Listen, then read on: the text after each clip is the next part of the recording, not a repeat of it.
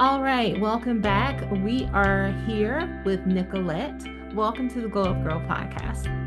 Thank you so much, Kyra, for having me. I'm so excited to have this conversation with you. And greetings from Malaysia.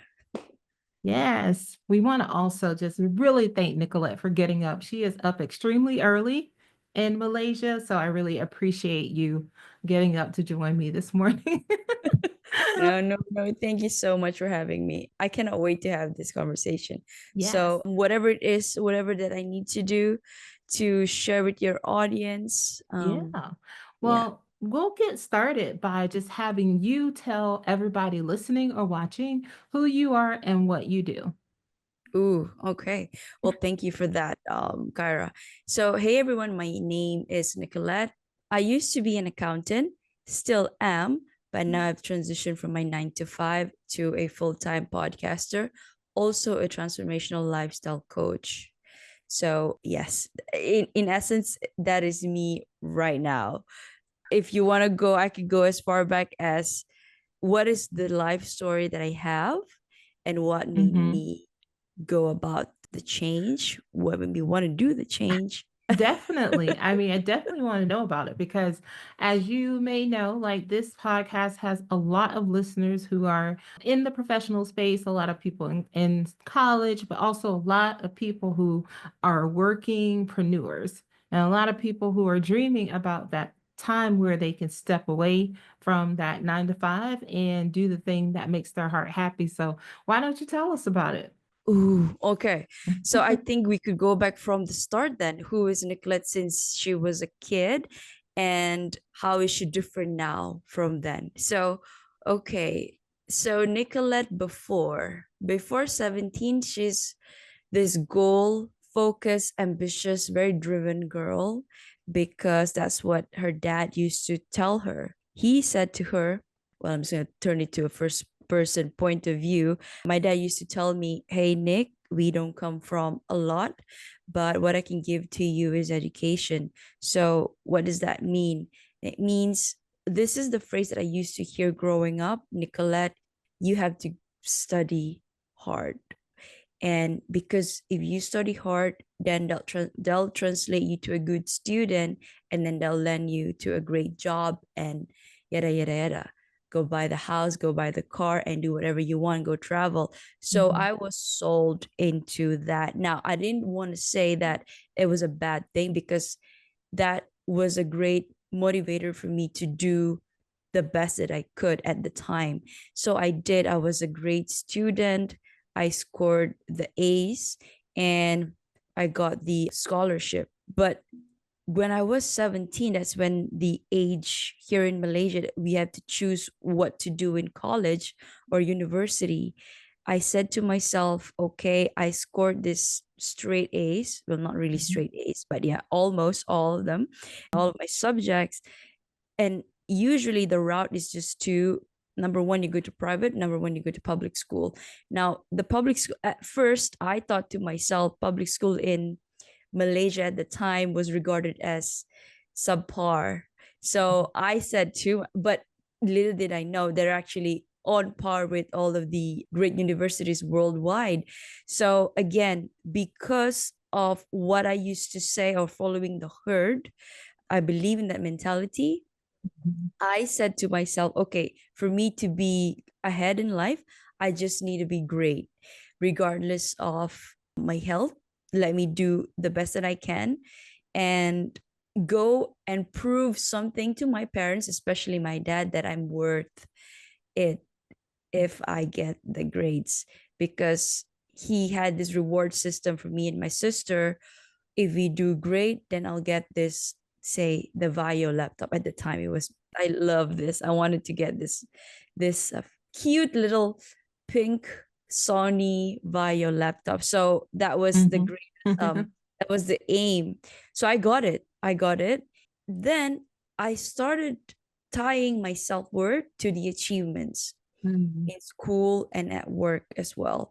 Mhm. So now imagine this, growing up, my dad has always told me, you know, as long as you put your heart, mind, and soul into something, you'll get it. So, and I thought that the world is fair at the time, because if I put my heart and soul and mind into something, I'll get it. Yes, but at what cost, you know? And Mhm. then the world as we know it, as a kid, I was protected. I grew up in a loving family, albeit that my dad was strict in my education, but I grew up in a loving family. So for that, I'm very grateful and thankful for both of my parents. So off I went at 17.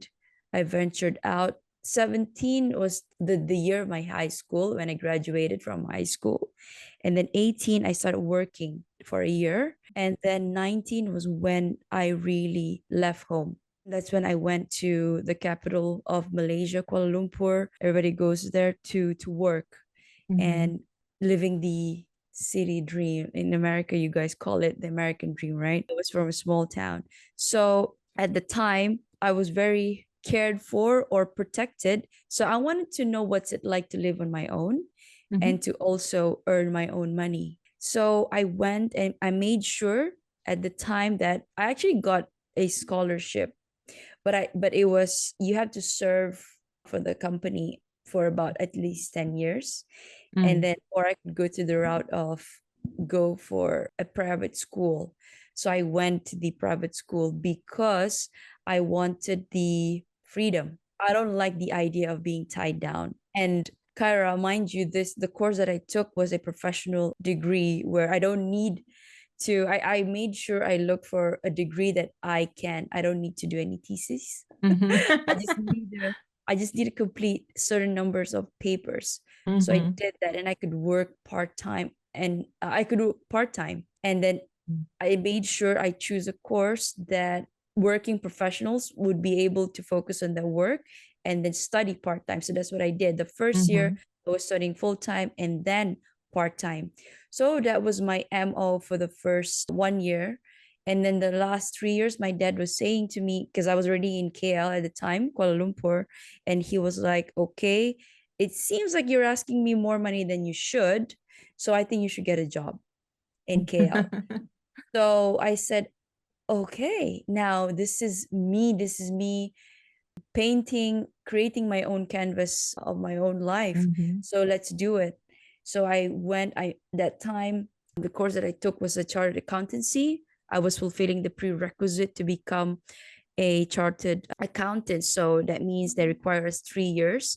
Either you do it during, before, or after I graduated. So the first year I worked as an account assistant and I managed to clock in all the hours the first year. So I got 2 more years. So in between, I was working full time and then part time. So within 4 years, I managed to complete that. But the course is that if you study full time for 2 years, you could finish it. So because I did work full time, Mhm. so that extended to 4 years. So, okay, now you got this Nicolette who's working, climbing her way up the corporate ladder. That was when she started at 21 and then all the way to 24. She experienced the working life for about 3 years already. So, and I said to myself, okay, Nick, what's the next exciting thing that you want to do? 24, 25, you're like at the height of it, right? And at the Mhm. time, I was with my then first boyfriend. So growing Mhm. up, never had boyfriends, went to convent school. So, like I said, dad was protective Mhm. and I wanted to try everything. So, 25, we broke up. That was like the first time I felt super free. As then I Mhm. started, young, I don't, not adolescent, but yeah, 20s, you go Mhm. parties and whatnot. I made sure that I said to myself, 20s to 30s, okay, Nick, you're allowed to. I think one thing good about me is that I told myself, okay, you're still a kid at the time and you're allowed to make mistakes. So Mhm. 20s, Mhm. 30s was the time that I said, okay, go all out, work hard, play harder. So it was 25 at the time. And then 26, I met my ex-husband, my husband then, but that now became an ex. And I said to myself, okay, after all the partying, and I want to focus, what now? So the thing with me, because I had this narrative of, if I put my heart, mind, and soul into something, I'll be able to get it. So I try to plan everything out. By Mhm. 30, I should be settled. with kids and at least my career, right, with a husband. So I found a guy, and then I remember praying to God and showing me signs to show me signs that if he's the one, then make it known to me. Mm-hmm. So I think when you ask, you shall receive, right? So I got the sign, Yeah. though, even though the man was completely opposite to what I used to date. Mm-hmm. And because in Malaysia, our religion here is Muslim, even though I was Mm-hmm. raised as a Catholic. Mm-hmm. So as a prerequisite, you have to sort of convert your religion. Yeah. Mm-hmm. So at the time, my parents, they weren't really agreeable to it, but I went ahead still. And they said to me, I remember now, after the whole ordeal, my dad and my mom, they had a conversation. My mom told me this separately. Are we going to let her do that?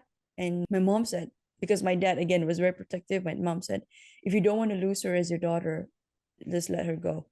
Just let her do what she wants. And either way, if something bad happens, she's still our daughter at the end of the day. Mm-hmm. So they allowed me, and then we got married.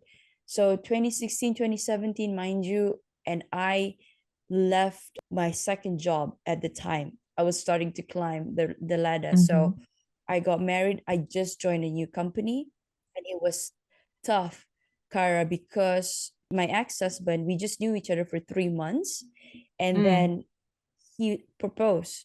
So I was young and naive, and I told myself, I've always been this calculative girl where the risk should always be lesser than the benefit. So I said, okay, I bought into also the belief that I should marry somebody who loves me more than I love them. You see, that was a Mm-hmm. mistake I did. Yeah, because I didn't go into the union with the right mindset. I did because at first I thought, okay, 26, it is kind of rush, but I didn't really sit with myself Mm-hmm. properly. Yeah. Although there were signs, there were red flags that I Mm-hmm. at least I should give 2 years to the relationship before taking it to the next. Right. But I went ahead because I had this. Now that I know, introspectively, I was people pleasing just Mm-hmm. because I want to be accepted.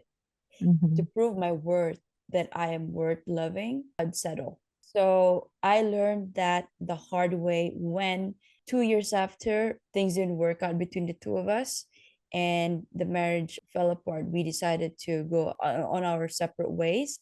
The Mm-hmm. first year was tough. The second year was like, okay, I gotta accept the fact. It was 50-50 at the time I came into the union.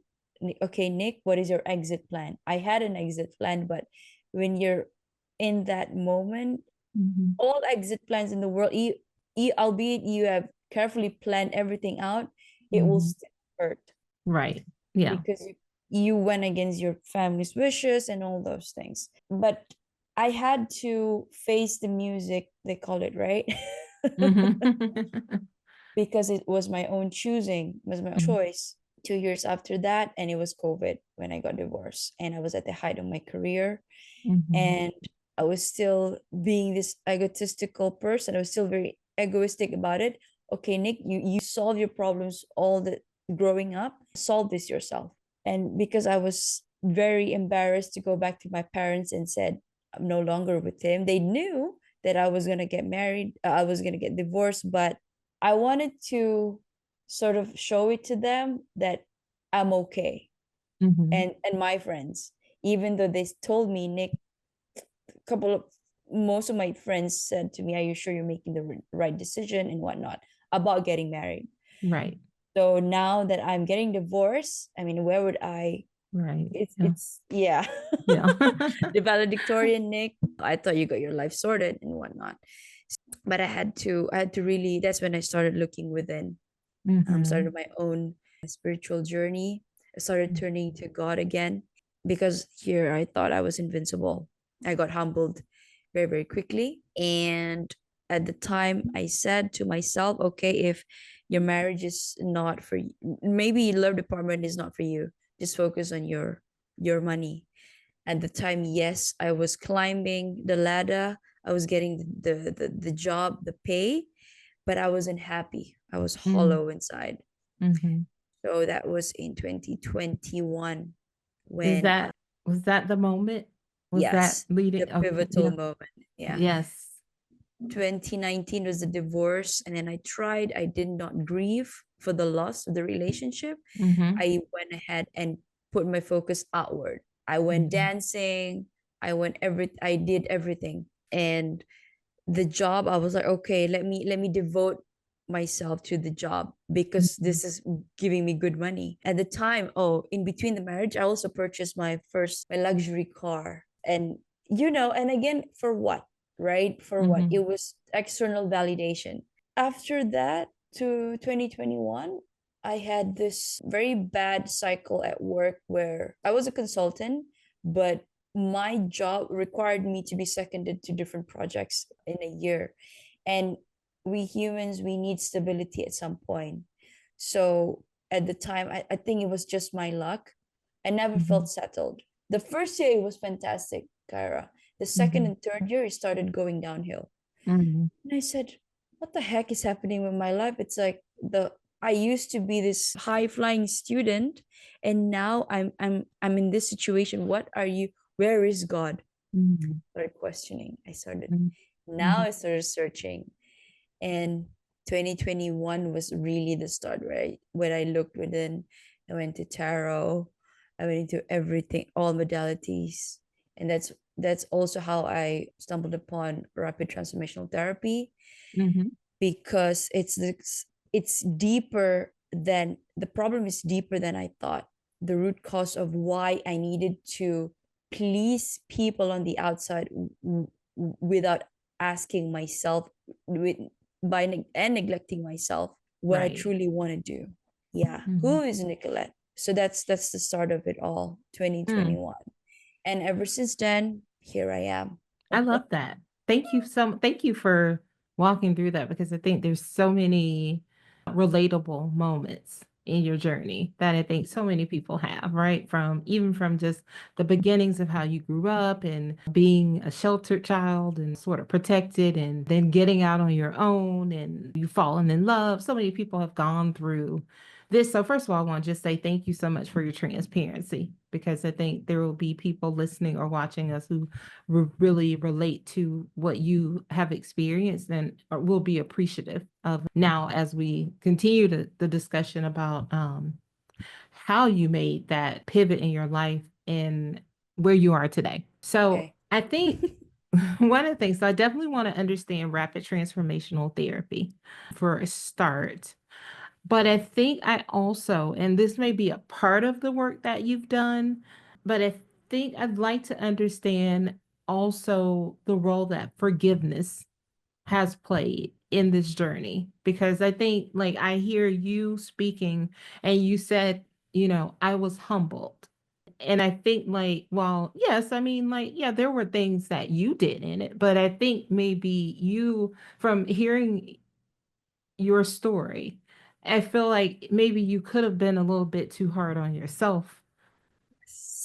Like I think like you probably took the brunt of the like, oh, it's my, like I need to, It's my fault. yeah. So I Mm. want to kind of understand and being able to forgive and look at like the other people, right, that played parts in this. I just want to understand like how did you walk through that portion of it as well? That is so difficult. That was so difficult because I've always the way I viewed myself then was that, Nick, if you don't get your A's, meaning you're not worth getting the things that you're supposed to get, your Mhm. blessings. Mhm. And I kind of took that with me in the workplace, in my relationships as well. So, and I was especially hard on myself. So yes, at the time there was infidelity involved in the relationship on the other party. So I blame him Mhm. most of the time, but I know it takes two to tango for marriage to work, and for marriage to not work, it's usually not just one party. It's both parties. You have to take accountability to it. Mm-hmm. And at the time, I couldn't bring myself to forgive him Mm-hmm. because again, it was a word. And because I the narrative that I had in my head was he was at fault. But I didn't make it a big deal because I blame myself too equally because I said yes to the relation, to the union. I think that was the humbling part for my marriage, for the divorce, because as much as you plan it to be, and I wanted to stay in that marriage for as long as I could, but I couldn't. I did not. My ultimatum was if there was infidelity, I'm out. The first thing I'm going to do is out of it. And Mm-hmm. luckily at the time, yeah, it could be a blessing in disguise as well. We didn't have kids, no kids involved at the time. Mm-hmm. So it was kind of clear cut to both of us. And we were at the time level headed to say, hey, it was an amicable separation, but also I kind of projected that it was going to happen because the first year we had some troubles, and then the second year I said to myself, okay, you need to craft your exit plan. And we were already talking about it to go on our separate ways. But then he did something in Islam. When you utter the word divorce, Mm-hmm. even if you can hear it properly, it is legal, it is binding.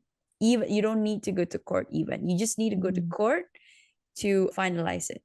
Mm, okay. So we were fighting, and Mm, he uttered the word. So, and I was like, damn, you said it. I said. So at the time, that was a moment where I kind of felt relief, but kind of felt like, oh shoot, Nick, you're gonna be on your own after this. Are mhm, you sure? But isn't this what you wanted? mhm, So the forgiveness part came when we had the time we started living separately. mhm, We were still in touch because we were best friends. We were still in touch, and at the time, he still came to me for advice because he was already out dating. mm.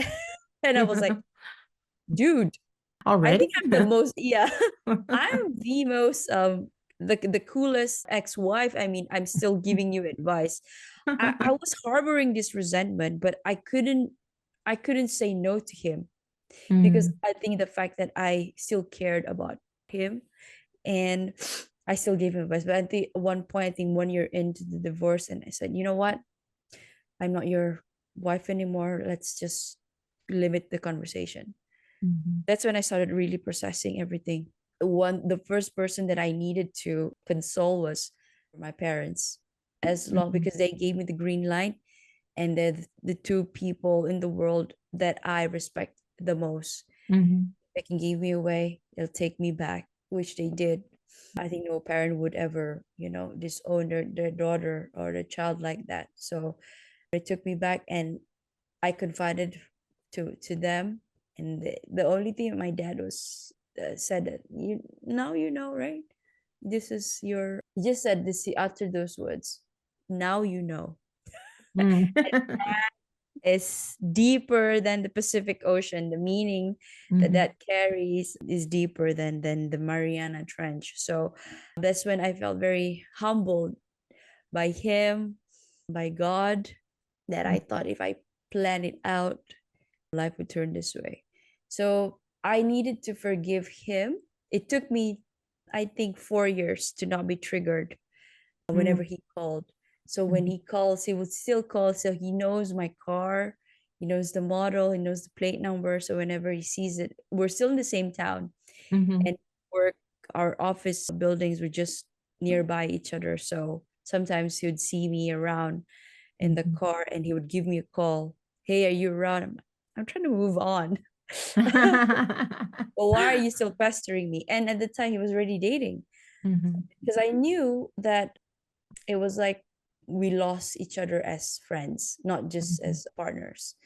So mhm, I needed to create that gap.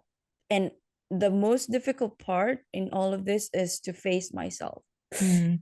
to really say, okay, admit that Nick, you made a mistake. Right. Mm-hmm. Yes, that Mm-hmm. number one, you made a mistake, you own up to it. Mm-hmm. But then what are you going to do about it moving forward? You cannot just mope around Right. and say, this is you, this is your fault. And who are you after this? Nobody's going to look at you the same way because you failed at this marriage and now your work. So I needed to really process the first part, which is the divorce. And who am I? I'm still worthy, even though I'm now divorced, and because of the mistake that because I didn't think about it carefully. But Mm-hmm. in hindsight, if you look at it, Kyra, hadn't I gone through that route, I wouldn't be able to be where I am right now, Exactly. because that made me change my perspective about who I am, who I see myself now, what I see Mm-hmm. myself as now, and then the work that I do. So the work was the second biggest thing in my life. So work and studies. At the time was studying, and now work, Mm-hmm. right? Two biggest thing, because I know I'm settled in the family department. My parents supported me in everything that I do. So this just this two. So the marriage didn't work out, so it failed. And now the work. So the Mm-hmm. work is also, I was humbled because I was chasing for validation, to Mm-hmm. show off to people that, well, Mm-hmm. yeah, Nick is this, Nick is that. And the job, God humbled me. Also, I stayed in there. 2021, I had to take two months sabbatical leave. I had to take 2 months because I was already here. The projects were really grueling. I was doing all-nighters at least once or twice a week. And at the time I was alone, and it was COVID as well. So that, I think COVID really did a number on all of us, and I'm not exempted to that. And that's when I started to really reevaluate, what do I want to do? Who is Nick? Okay, you can now again, you've painted this canvas for the for your life, your relationship, and your work. You're now 30. At the time I was 31. You're now 30. I allow you I told it to myself, I allow you to shred it and Mm-hmm. paint again. And of course, in my head, okay, I stumbled upon RTT. RTT is the subconscious reprogramming Mm-hmm. of the mind. And often the belief of I am not enough, I am not Mm-hmm. worthy, love is not available to me, or I am different. These are Mm-hmm. the three key themes of people holding on to limiting beliefs. Mm-hmm. So I knew that I needed to unroot this beliefs for me to plant new beliefs about who I want to be in the future. Right. So that's the power of RTT. So I took it because I wanted to treat myself, but at the same time, I said, maybe I could make this as a profession, a part Mm-hmm. time. Mm-hmm. Yeah. And I started looking into it. The first time I saw it was in 2021. I didn't sign up immediately because the price was, it was expensive. And I thought, COVID, what if I lose my job? Nobody's going to support me. Mm-hmm. So I stuck around. I left the job and I joined another company. It was more of, the company was very, very kind, but I knew that this was the test I gave myself. I knew then I not going to be in corporate Mm-hmm. afterwards. So I started focusing on, I stumbled upon, it's like the universe is trying to align things for me. Mm-hmm. 2023, I think I saw the post once again on my Instagram feed. The moment I saw it, I'm like, and I'm a big believer of science, because at the time I was Mm-hmm. already in during my journey back to God, to Mm-hmm. within. So any signs that I see, because I believe the universe is speaking. So I saw it and I took it immediately. I took it Mm-hmm. as a sign and I signed up. It was more expensive than it was back in 2021. So I signed up and I did my research about it.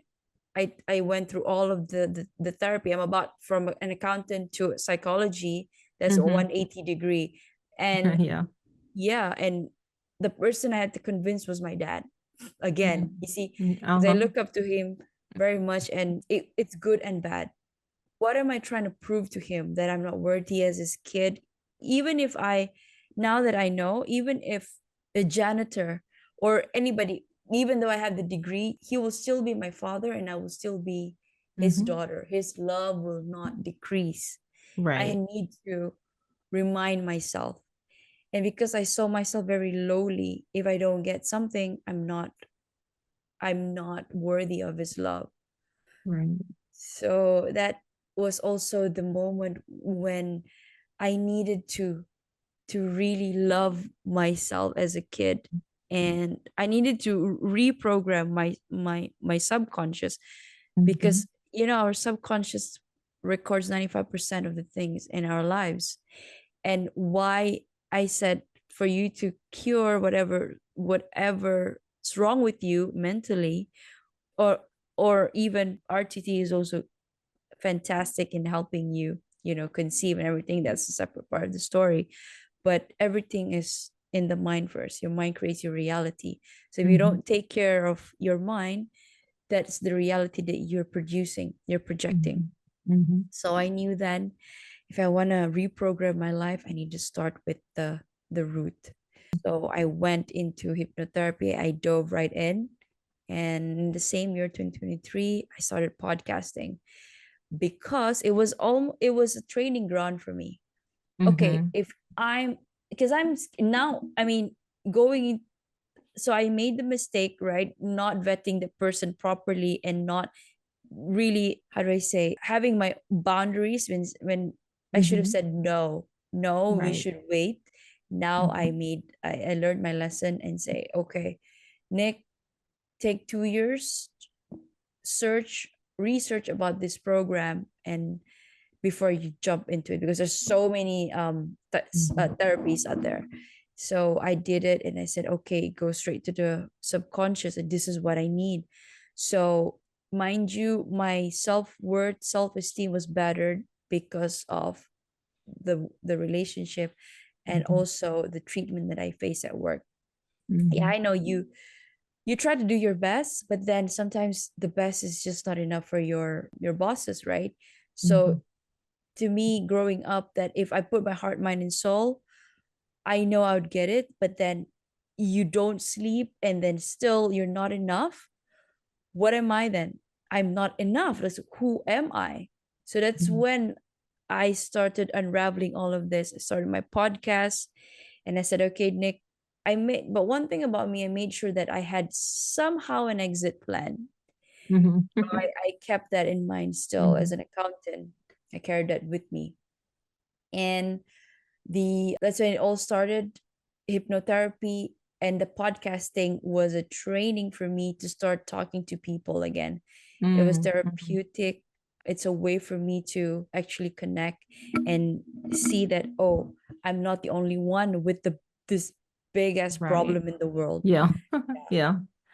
So We're people. Yeah.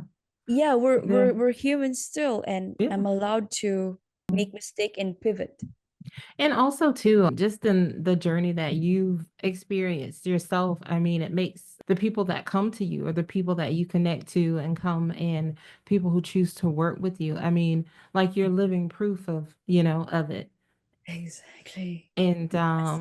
like I said earlier, I mean, so many of us have maybe not the exact similar journey, but pieces and parts, right? Like every time you mention about your dad, like I know I'm like I grew up, I'm a daddy's girl. Like still to this No, day, I still say still to yes. this day, I'm still like, telling my dad things that I'm like, I can make the decision, but I want to make sure, like, like I'm gonna do it, but I just want to tell my dad because it's like comforting to have your dad say like yes, like that is good. Like, and Mm-hmm. so I definitely think like what you've gone through is very important and also very real and very like relatable. And at what point did you get to where you were able to finally say, Nicolette, I forgive me? Mm. When I forgive me, and I grant you the freedom to pursue your passion, even though you did not have everything figured out just yet. It was okay. So I'm kind of stubborn too, Kara. I would hold on to something until the universe will kick me in the butt and say, move. So the I forgive me part was when I said to myself, okay, I'm going to sign up for this. Okay. Yes, I'm going to sign up for the course. I'm going to start talking to people. Mm-hmm. So in the journey 2023, the year was a year of revelation. I started gaining my self-confidence back because people were resonating with my message. Mm-hmm. And I Mm-hmm. started going into the program, and I started talking to my peers again, my best friends, the high school mates. I wasn't embarrassed anymore because of the mistake that because I was trying to keep up with this image that, Mm-hmm. oh, she got her Yeah. life You had sorted. this facade and Yes, yeah, the yeah. facade, and say, oh my God, Nick is this. But I started being authentic. I started Mm-hmm. showing the parts, but of course not in the detriment of my ex-husband, because again, I now realize that it it takes two to for the marriage Mm-hmm. to work and to not work. So I started working on myself instead of blaming the Mm-hmm. people around me or the circumstances that happened to me. That's when I forgive you, Nicolette, and you're allowed to restart. It's been 4 years now on this journey of healing, because I mean, let's face it, Kara, we're forever healing Mm-hmm. Yeah. until we leave this And body. always Yeah, starting over to some extent. exactly. So yeah, Exactly. yeah. And that I had to come to terms with that too, because I thought that was supposed to be easier when you're older because you're wiser, right? You've Yep. gone But through it's the worst, and then definitely not. no, no, no. No, But every day's a new surprise. exactly. But again, what keeps me grounded is the fact that I am okay. Now, again, I think the universe is working to my highest good. I got Mhm. laid off. Okay. I got laid off in 2024 last year. Mm. I knew that I needed to leave, remember, Mhm. because the Mhm. last job that I had was after the toxic job, right? And then this one was the I was already podcasting part-time And you and doing already the told course. yourself that you were going to leave.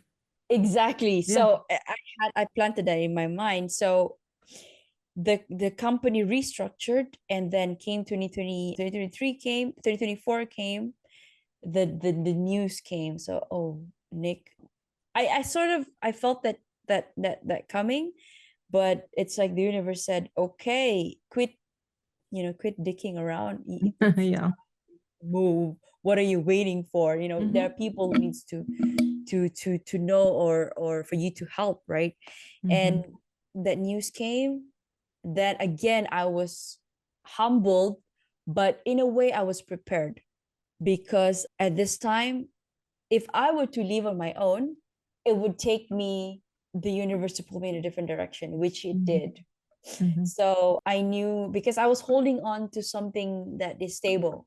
Mhm. Of course. Yeah. Yeah. At the Yeah. time, I was already so comfortable earning and paying for myself and supporting myself. Mhm. So it's taken away from me again. I'm gonna have to start over. So that's when the year came, 2024 last year. So after that, I started focusing. So mind you, I finished my course. I could actually finish within 6 months, but then I extended because I got into podcasting. I loved it so much. And it's like Mhm. the universe, okay, you are going astray, come back. so I so I heed to the universe's path, were sort of forced into that, and finish my course within 3 months, and then focus on my podcasting. At the time, I was facing this crossroad. Do I apply again? Do I join the corporate world again, or just, try to take this leap and give Mhm. it your best? If you're giving your mind, body, and soul into everything that was wrong before, what happens if you actually do that for your highest good and you're helping Mhm. people along the way? Mm-hmm. That's what that made me take the leap. And last year I did my first trip to the States, and I met the people that I interviewed, a few of them, because who I wanted to collaborate with somebody there. I want to build a community.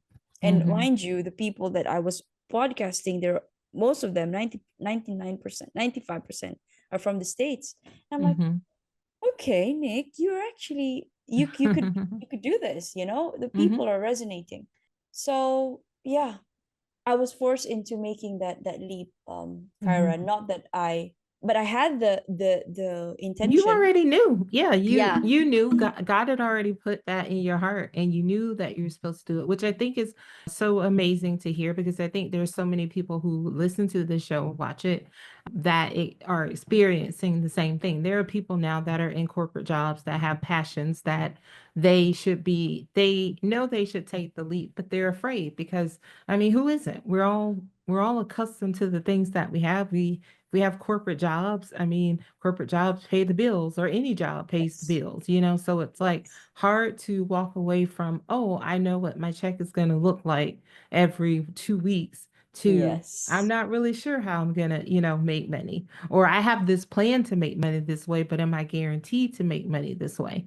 So I think what you're saying is definitely so true. But then there are these moments where whatever it is you may believe out there, those of you who are listening, for me, it's God, for Nicolette, it's God. I mean, yes, there are these moments where God is saying, like, He has told you like 10,000 times, like, let's do this. And you keep saying, we'll get to it, God.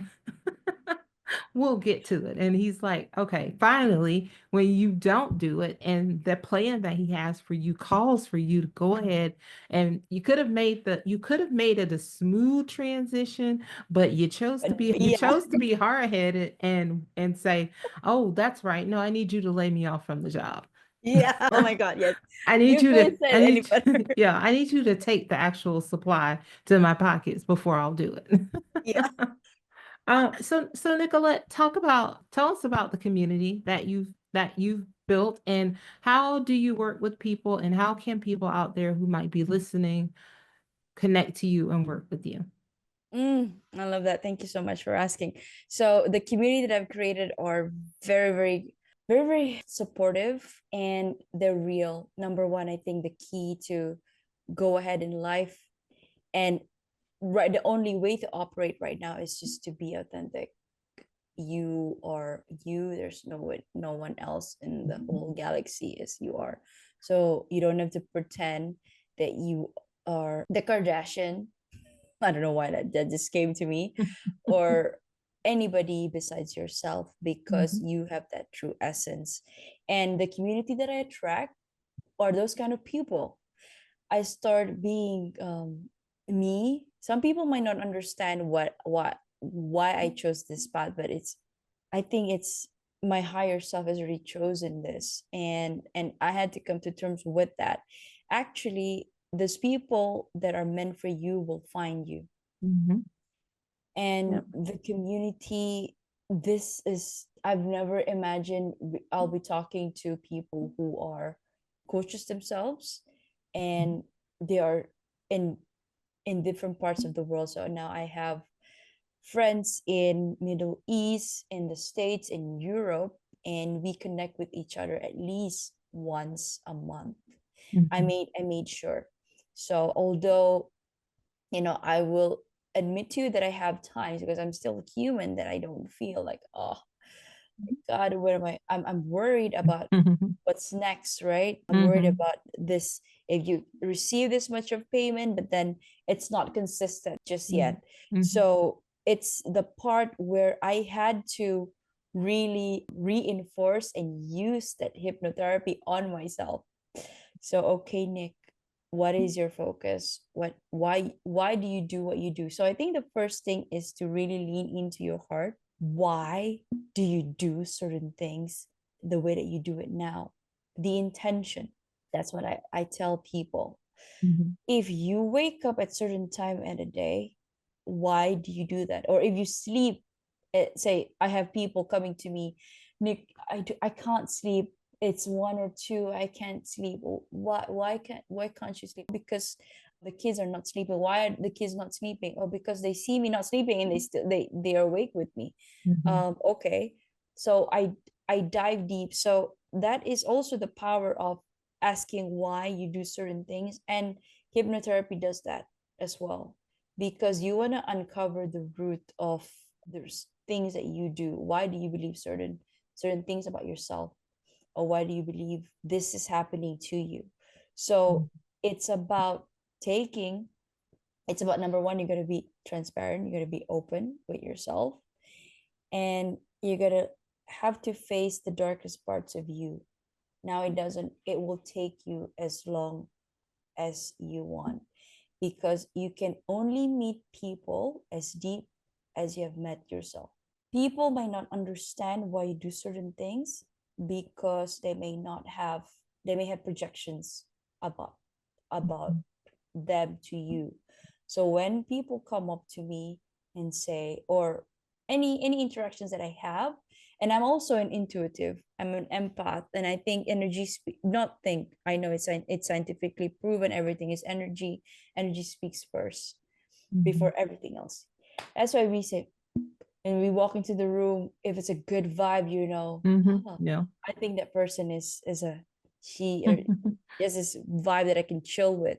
And Mhm. if somebody walks in, you exude, I don't know, if you try to exude power or any, how do I say this, maybe trying to control in a bad way, not like charisma. So charismatic is when you're drawn to that person, right? Mhm. That Yeah. their vibe speaks for themselves. So it's that. So I work on distilling. So I distill everything, anything that's unclear or murky within me. Okay, so let's say I'm talking to somebody and I feel there's something off about them. So Mhm. I try and I ask myself, why is it that I feel this way towards him or her? Is it Mhm. because I feel insecure? Is it because usually it's insecurity that with me, because Mhm. I've done this 1,000 times with me. So I said, okay, there must be something that you've not addressed. So Mhm. even though I'm in this line, I do that to me. So I speak to my own coaches and my own mentor too, because Mhm. I'm also human. Mhm. So that's that, being real and being, so when you're truly real with yourself, you can face the darkest parts of you. Right. and and number two, just accept yourself. You're not going to be perfect. You're not perfect. And only Mhm. God is perfect. And you're here to experience. If you think about it in this way, you are just a representation of the universe experiencing itself. And when you leave, you go back to source. It is just an experiment. So, truly, if you think life of it that way, how would you want to live your life this time? Then you start looking and you start being grateful to everything that you have. Now, what made me very confident, or I'm still, at the time, I was still fearful, but what made me ease into really trusting the process and really leaning into God, or the alignment that He has for me, was the fact that I said to Him, I remember it was rather me to myself, but also my higher self. Okay, if this is what you want for me, I don't have the paycheck that you've always granted me with before. I don't know how I'm going to pay some of my bills. Although I've left KL and now moved back to my parents. Mhm. And I said, I'm going to be provided for and I'm going to be protected. And Mhm. now, since made the leap, I left my apartment there and I moved back. For 4 months, I'm here, and Mhm. this is where I am. And this is my fourth month here, and things started to align for me. I started Mhm. getting clients, Nice. and yeah, I started getting clients, and albeit not, not that bombastic one, but people started coming to me for Mhm. advice. And the conversations that I have with people like yourself and those on my shows as well really reaffirm, because I have these moments where once in a week at least I say, "Oh, this is not going what I want to do. Please show me. Yes. So yeah, so people like you come up and say, okay, you're on the right path. You're on the Yeah. right path. So trust the process, and just give yourself time. Anything we're doing, anything we're experiencing, or for you to actually reap the success, you gotta give it time.